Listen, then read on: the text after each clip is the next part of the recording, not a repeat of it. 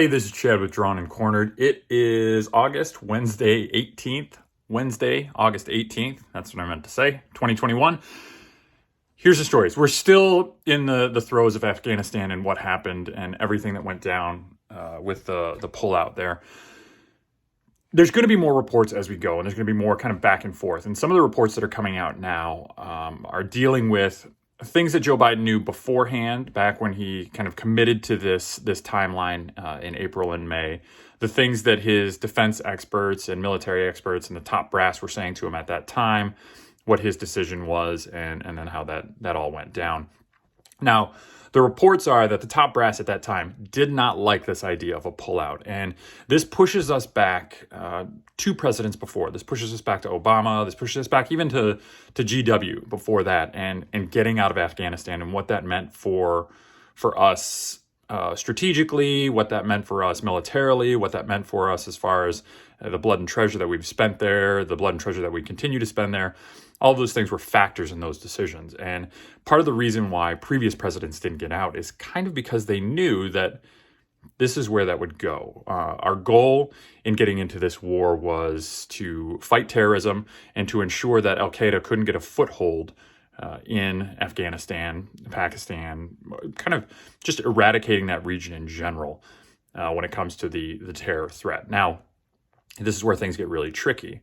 Both Obama and Trump both said they were going to be pulling out, and at some point saw the real world effects of doing this. Their military advisors talked to them about it. They saw what the drawdowns did, what the surges did, all of those things, and opted not to pull all of the troops out, because what happens then is that vacuum that is created with that pullout allows the Taliban to come in, allows al-Qaeda to come back in, allows all sorts of issues that wouldn't otherwise be present if we had stayed on site in some capacity. And now, whether that's a small numbers like the 2,500 that had been there, whether that's just holding Bagram Air Base, whether that's maintaining the embassy that's there, but some sort of presence by the American military changes the calculus in that region completely, as we're seeing right now when we pull out altogether. With that full pullout, big things are happening. Like, Afghanistan obviously is falling to the Taliban. The Taliban is already friendly with al-Qaeda. Al-Qaeda is already coming back across from the mountains of Afghanistan and from Pakistan in general. Pakistan is already talking to Afghanistan about not allowing any U.S. bases there. So our control of the region overall is significantly diminished now. So when you talk about fighting the war on terror, one, we're allowing al-Qaeda essentially free reign inside Afghanistan again, which kind of got us into a little bit of trouble 20 years ago. We're also allowing those areas around that to seed new terroristic organizations that wouldn't otherwise be capable, or at least would be able to be in contact with us much easier if we maintained an airbase there. Right now, if you talk about what we would do in Pakistan or Afghanistan if we had an issue, we are way outside that circle at this point because we pulled everybody back. Now, the excitement about that, or the wisdom of something like that is to be debated, right? Like, that's fine. I don't think it was a great idea. Obviously, the advisors didn't think it was a good idea. Obama and Trump both didn't think it was a good idea. Maybe it was a great idea. Maybe this will be point proven to Joe Biden that this was fantastic. We didn't belong there. It was going to de-escalate into turmoil and medieval barbarism, no matter what we did. But ultimately, that will be a time will tell type of thing.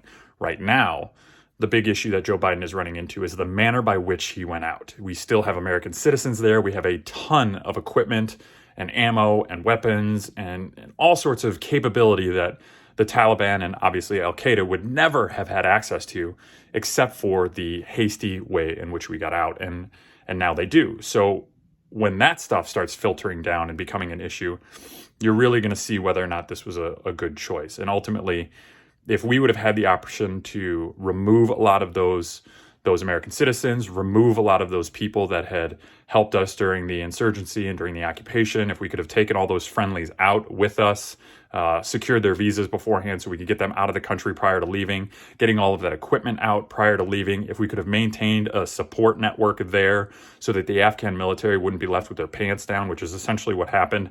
Again, as you're reading these reports, it's not that the Afghan military failed, it's that the Afghan military was trained to have a certain support element on hand from us, whether that's air support, mechanics, people that make everything run that we gave them. All of that was cleared out. Joe Biden cleared out every federal person that was along those lines. Also said that contractors that could fulfill those roles had to be cleared out as well. So the Afghan military had nothing there that they needed and were trained to utilize in order to make their military work. And we completely hamstrung them on that one. They have no capacity. This is not their fault that they weren't capable of holding. It's our fault because we weren't leaving in place the things that they depended on to make sure that they could work. And I don't know how that'll ever be forgiven or justified. Those articles are continuing to filter out, and that's going to make Joe Biden look really, really bad because that was his call. Those were the things that he said had to happen. Everybody was going to be out, and he'll have to answer for that at some point. His speech says that he doesn't want to answer for that. He doesn't want a part of that. We are also hearing reports that internal workings, now you can take this for what it's worth because it's unnamed sources, it's from conservative articles and newspapers and stuff, but they were talking about how Biden and his staff tried to get Kamala Harris, to speak on this. And Kamala Harris' staff, Kamala Harris herself said, you guys gave me the border. I'm dealing with Haiti. I don't want any piece of this. You are not hanging this shit on me. Now, whether or not that was actually said, whether or not that was an actual feeling, whether or not there is actually this kind of war between those two factions inside this government, I don't know. I can't say. It's conceivable. I don't know that it's likely or even a guarantee at this point, but just know that those rumblings are out there. If they start getting more credibility, obviously you'll hear about it here, but it does show that if it is true, nobody really wants this hot potato, and Joe Biden's going to have to own it if that's the way it goes.